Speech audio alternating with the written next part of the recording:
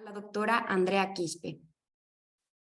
Nuestra querida doctora, igual vamos a mencionar un poco, en esta charla de este momento nos va a explicar acerca de las cardiopatías relacionadas con el síndrome metabólico. Nuestra querida doctora es especialista en medicina interna en la Universidad Católica del Ecuador, maestría en bioética en la Universidad Católica, especialista de medicina interna en la Universidad Católica y presidenta del Comité de Ética Asistencial para la Salud del Hospital Esquito Sur. Bueno, buenas noches con todos. Antes que nada quiero pedirles disculpas por no poder habilitar la cámara. Lo que pasa es que tengo un problema con la conexión de internet, ¿sí? Y tuve que buscar otro lugar de emergencia para poder conectarme. En esta ocasión me ha tocado hablar sobre las cardiopatías en el síndrome metabólico. En honor al tiempo voy a tratar de ser lo más concisa posible, ¿sí? Bueno, para recordarles a todos, el síndrome metabólico es la presencia en una persona de obesidad, resistencia a la insulina, dislipidemia, es decir, el aumento de los triglicéridos y descenso en los valores del HDL, así como hipertensión arterial. El síndrome metabólico es un factor de riesgo independiente para la enfermedad cardiovascular y aumenta no solo la prevalencia, sino que también influye en su severidad y pronóstico. Muchas veces no es fácil separar el riesgo que corresponde como tal al síndrome del riesgo inherente a cada uno de sus componentes. Existen factores asociados que desencadenan el síndrome metabólico, incluidos los genéticos, como por ejemplo el gen MC4R, responsable de la obesidad y la resistencia a la insulina, así como la interacción con otros factores ambientales bien conocidos por todos, como son el aumento de la ingesta de grasa o aumento de calorías en la dieta y el descenso de la actividad física. ¿Por qué es importante el síndrome metabólico? Y es que a nivel mundial hemos visto que ya no solo es un problema en los países en desarrollo, sino también en países como el nuestro. De hecho, para el año 2019, la Organización Mundial de la Salud establece las principales causas de defunción en los países de ingresos bajos, medio y alto. Y nos encontramos con la novedad que ya sean los desencadenantes del síndrome metabólico, perdón, sus componentes o las consecuencias de este a largo plazo, como las principales causas de muerte. Por ejemplo, la cardiopatía isquémica, el accidente cerebrovascular, la diabetes mellitus como tal y la cardiopatía hipertensiva. Como ustedes pueden observar en esos dos gráficos, siguen siendo una de las principales causas de mortalidad en cualquier estrato económico de la población. Y en el país no estamos pues muy lejos de esta estadística mundial. Para el año 2021 y de acuerdo a los datos del INEC, obviamente por temas de pandemia, el COVID era la principal causa de muerte, pero siguen estando factores como la enfermedad isquémica del corazón, la diabetes mellitus, las enfermedades cerebrovasculares y las enfermedades hipertensivas.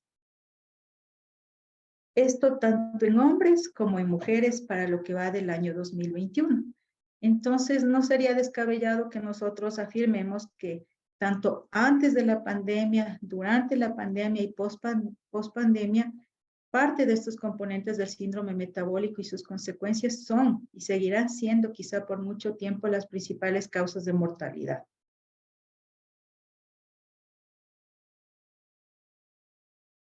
El diagnóstico del síndrome metabólico se basa en distintos factores y en distintos valores de laboratorio, los cuales han ido cambiando a través del tiempo y también ha estado sometido de acuerdo a la población, así como a la población en la que se ha estudiado, así como también a las diferentes organizaciones responsables de determinar estos valores.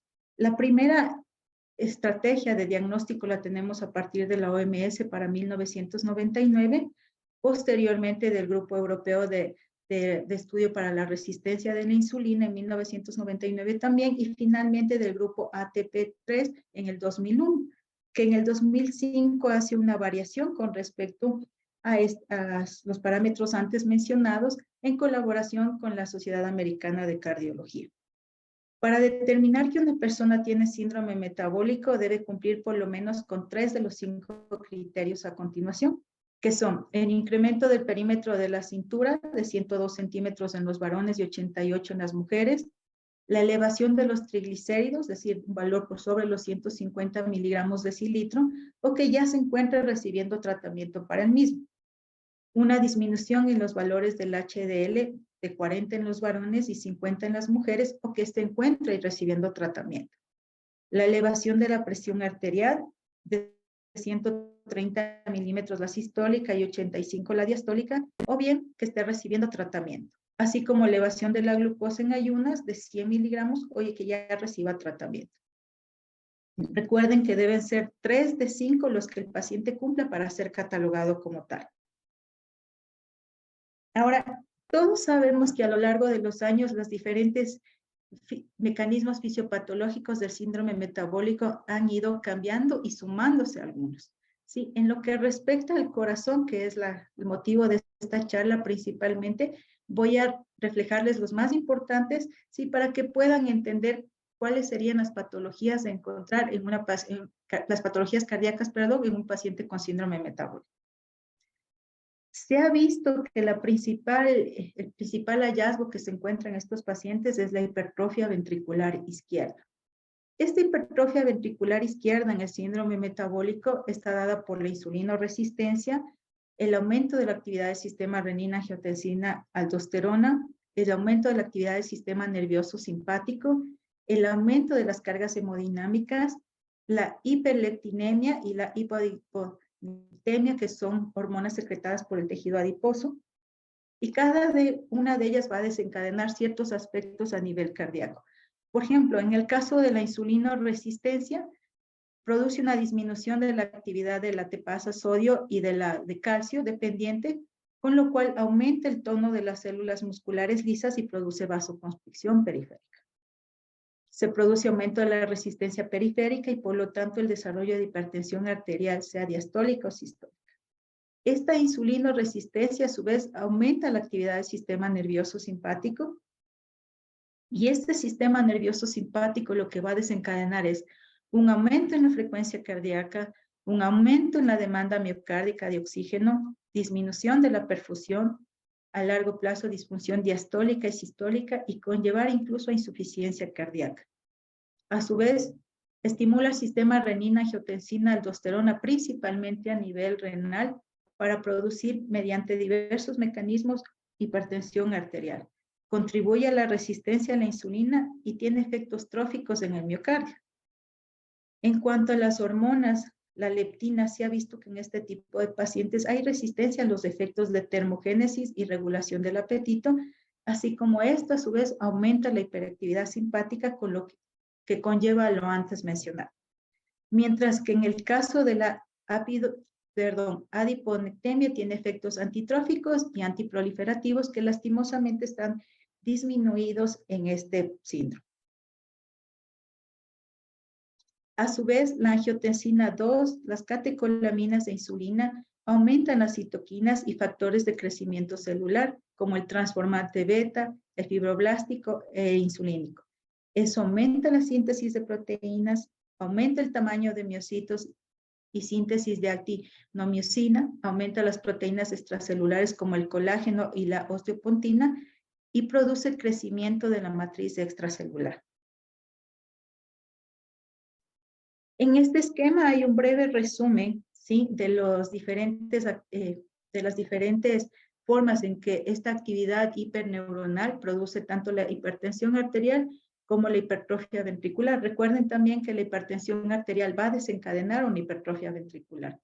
Esta hipertrofia ventricular va a estar asociada a una dilatación de la aurícula, ¿sí? Por lo tanto, a largo plazo con una fibrilación auricular que, como todos sabemos, puede ser responsable de eventos trombóticos principalmente de cerebrovasculares.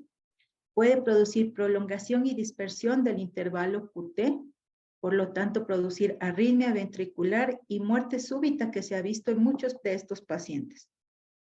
En el caso de la insuficiencia cardíaca, ¿sí?, el síndrome metabólico tiene tanto efectos sistémicos como efectos sobre el miocardio. En los efectos sistémicos, la producción de la hipertensión arterial, la rigidez arterial que altera la poscarga, la sobrecarga de sodio que altera la precarga y la disfunción renal, mientras que en los efectos sobre el miocardio tenemos como la cardiopatía isquémica, la hipertrofia ventricular izquierda ya mencionada, la disfunción diastólica, la glicosilación de cardiomiocitos y mayor depósito de colágeno. Todo eso conllevaría al desarrollo de una insuficiencia cardíaca.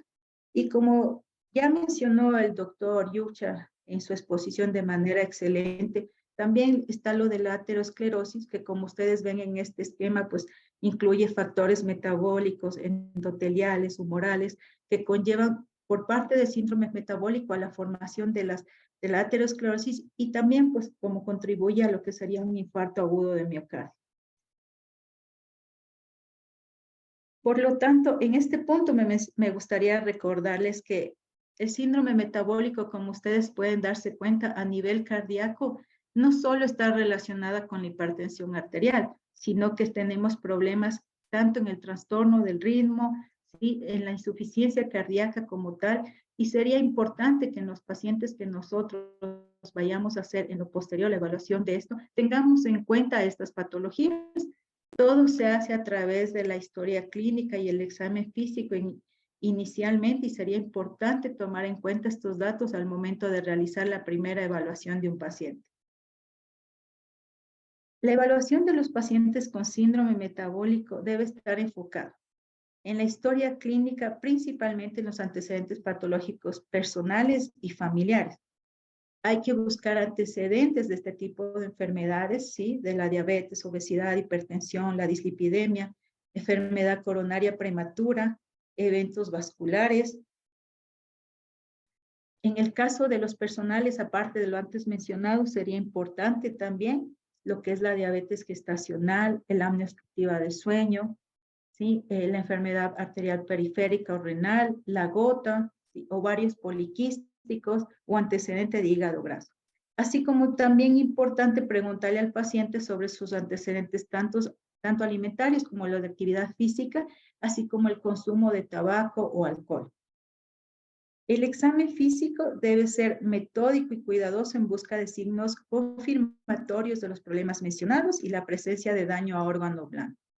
Es decir, con lo que ya acabamos de mencionar, que es importante revisar no solo el hecho de que el paciente, la estatura, el índice de masa corporal, el perímetro abdominal, o irnos directo a los exámenes de laboratorio para poder corroborar si cumple con los valores del HDL o de la glucosa y determinar como tal un síndrome metabólico, sino también fijarnos, por ejemplo, si este paciente no tiene una alteración en el ritmo, la auscultación cardíaca, si no tiene signos de falla cardíaca, edema de miembros inferiores, edema palpebral, si no tiene derrame pleural, etc. Posteriormente se deben realizar los exámenes de laboratorio, perdón. Estos exámenes de laboratorio, los iniciales, los básicos, podrían ser la glucosa, el perfil lipídico de este paciente para poder determinar los valores y si cumple con los criterios, ¿sí? Y hay otros más costosos y que usualmente están al alcance quizá muchas veces en el segundo o tercer nivel de atención de salud, como la proteína C reactiva o la insulina como tal. Entonces, hay cosas que sí las podemos hacer de entrada desde el primer nivel, ¿sí? Que son principalmente la glucosa que les menciono y el perfil lipídico, que junto con los hallazgos del examen físico del paciente podrían ayudarnos a determinar si este paciente tiene o no un síndrome metabólico.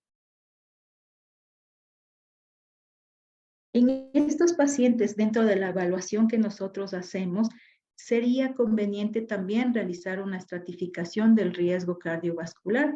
Este riesgo cardiovascular es la probabilidad de desarrollar un evento, ya sea a nivel cerebral o también isquémico cardíaco, ¿sí? En un intervalo de tiempo de 5 a 10 años.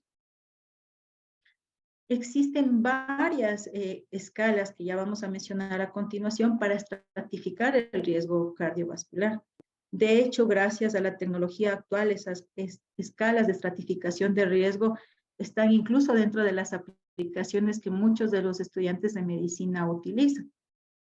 Estas escalas permiten animar a adoptar las medidas de estilo de vida recomendados o preservar en ellas y cumplir mejor los eventuales tratamientos farmacológicos prescritos.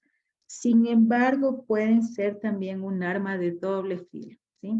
En sujetos jóvenes, las tablas de riesgo a 10 años suelen arrojar probabilidades bajas. La edad es un factor de gran peso en las ecuaciones de cálculo de riesgo y pueden dar una falsa impresión de invulnerabilidad permisiva. En cambio, en los ancianos, adultos mayores, la edad per se ya les da o les calcula un riesgo alto. Y puede ser que estos pacientes se desanimen y abandonen el estilo de vida o incluso los fármacos. Pueden decir ellos que para qué ya harían más esfuerzo, ¿sí? Debido a su edad per se. Por eso es que hay que tener mucho cuidado en la evaluación y en la evaluación clínica y en la estratificación de este riesgo, de cómo hacerlo y a quién hacerlo también. Como les digo, hay diferentes escalas, pero aquí nos topamos creo que con el mayor problema que tenemos siempre, y es que no hay estudios suficientes para cada población. Por ejemplo, está la escala Framingham, que creo que todos la conocemos, ¿sí? Está este SCORE, que está realizado en Europa, ¿sí? Y otros como el ASIN, el Reynolds y el PROCAN. Pero como ustedes ven, todos ellos tienen o cubren un intervalo de tiempo determinado y están realizados en poblaciones que muchas veces no se ajustan a la nuestra. Entonces, lo ideal sería contar con una escala que esté en relación a nuestra población. Se han intentado hacer varias validaciones de las mismas.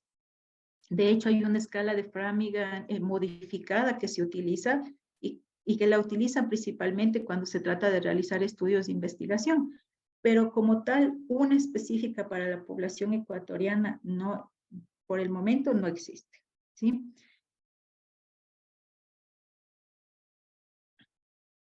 En cuanto al manejo de estos pacientes con síndrome metabólico, pues hay 3 pilares fundamentales en el tratamiento. Estos vienen siendo lo que es la dieta, el ejercicio y el tratamiento farmacológico de las enfermedades como la hipertensión, la diabetes. Hay que recalcar que en cuanto a dieta se ha descrito una infinidad de dietas que prometen que van a mejorar estos parámetros, pero ninguna dieta por sí sola, ¿sí?, contribuye a eso. Debe ser siempre combinado con lo que es la actividad física como tal.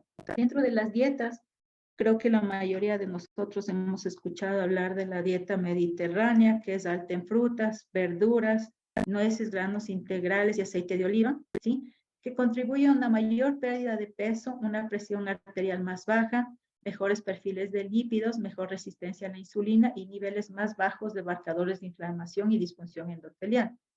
Pero como ustedes lo ven ahí, sería una dieta realmente costosa. O sea, por lo tanto, las dietas deben ser individualizadas y de acuerdo a la realidad de nuestra población. También se ha descrito la dieta DASH, que tiene una ingesta diaria de sodio limitada a 2.400 miligramos, que mejora los niveles de triglicéridos, ¿sí?, la presión arterial y la glucosa. Y la dieta rica en fibra, en la que se incluye más de 30 gramos al día, dio como resultado una pérdida de peso similar en comparación con una dieta que era mucho más estricta de lo preferida por la Sociedad Americana de Cardiología. Pero como les digo, la dieta debe estar basada en la realidad de nuestra población y debe ser individualizada, porque habrá población que tenga acceso a esta clase de alimentos y otra que no. En cuanto al ejercicio, contribuye a la pérdida de peso al eliminar de forma más selectiva la grasa abdominal, sobre todo en las mujeres. Deben ser regímenes prácticos, regulares y moderados para el ejercicio y debe iniciarse con un mínimo de 30 minutos diarios de actividad física de intensidad moderada, como caminar a paso ligero y, claro, dependiendo de la tolerancia del paciente, igual de si sus condiciones lo permiten, esta actividad física puede ir incrementando en el tiempo. Y en cuanto al tratamiento farmacológico, o sea, ya hemos visto que el síndrome metabólico a nivel cardíaco va a producir insuficiencia cardíaca, arritmia, sea ventricular o auricular. Y hablar del tratamiento de esas patologías creo que sería extenuante y sería demasiado largo. Es por eso que esto más bien está enfocado de forma general en lo que se podría ayudar al síndrome metabólico. Por ejemplo, La metformina ayuda a prevenir o retrasar el desarrollo de diabetes en sujetos con intolerancia a la glucosa. Sin embargo, en el ensayo de diabetes, es un programa de prevención para la diabetes que se hizo, un estudio con más o menos 3.200 pacientes, la terapia con metformina más las instrucciones de dieta y ejercicio se asoció con una reducción del 31% en cuanto al riesgo de desarrollar diabetes en comparación con el placebo. Sin embargo, fue menos eficaz que la modificación intensa del estilo de vida. La diabetes se desarrolló en el 22% frente al 14%.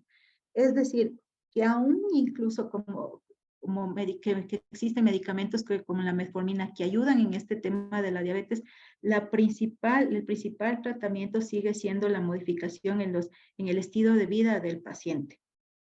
Y es lo que primero se le debería ofrecer al paciente, porque muchos de ellos, al mencionarles que existe esta posibilidad del fármaco de disminuir, dejan de lado la dieta y el ejercicio y al final del día terminan pasando de ser prediabéticos a diabéticos. Entonces, sí es importante mencionarle al paciente que siempre el pilar del tratamiento va a ser la actividad física, la dieta, y en primera instancia. También se ha visto que en el caso de los pacientes que tengan o que cumplan con el criterio de los lípidos, pues se recomienda una meta de colesterol de LDL de menos de 100 miligramos. En estudios posteriores han sugerido una reducción mucho más agresiva con menos de 80 miligramos. Sí, eso con cualquier régimen de estatina.